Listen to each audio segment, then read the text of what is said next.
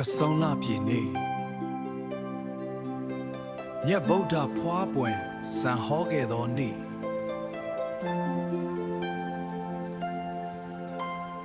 ညောင်ရည်သွန်းလောင်းပူဇော်ကြိုးစို့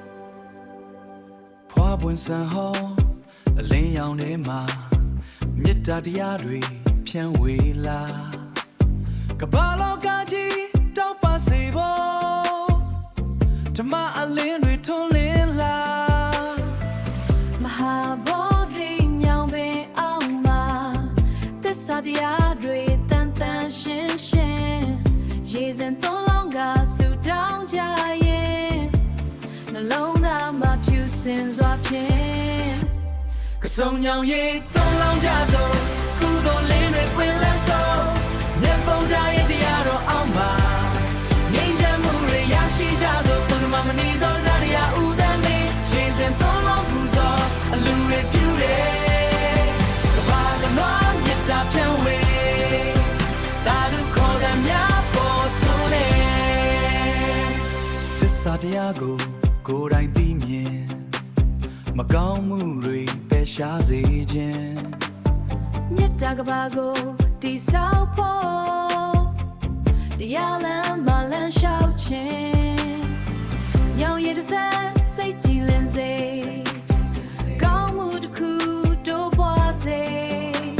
ဘဝလမ်းမှာအလင်းပြတယ်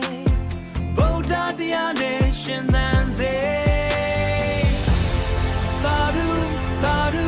သာဓုခေါ်တဲ့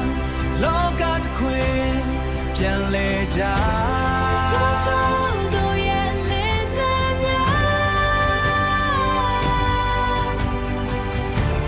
အလုံးသားနဲ့ထာဝရတည်ရှိပါစေသာ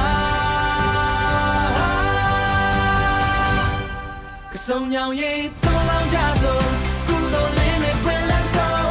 မြတ်ဗုဒ္ဓရဲ့တရားတော်အောင်ပါမနီသောတရားဥဒ္ဒမေရေစံသွန်းလောင်းပူဇော်အလူတွေပြူတယ်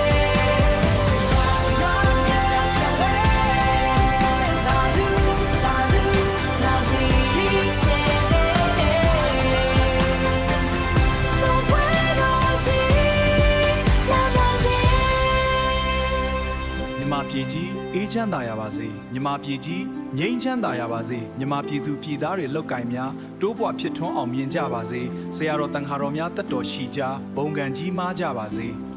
မင်းမြတ်ရာဇာအစိုးရမင်းများတက်ရှိချမ်းမှဘုံကံကြီးမားကြပါစေသူဓမ္မမဏိဇောရတရားဦးတန်းမင်းမှဆုတောင်းမြတ်တာခြွေလိုက်ရပါသည်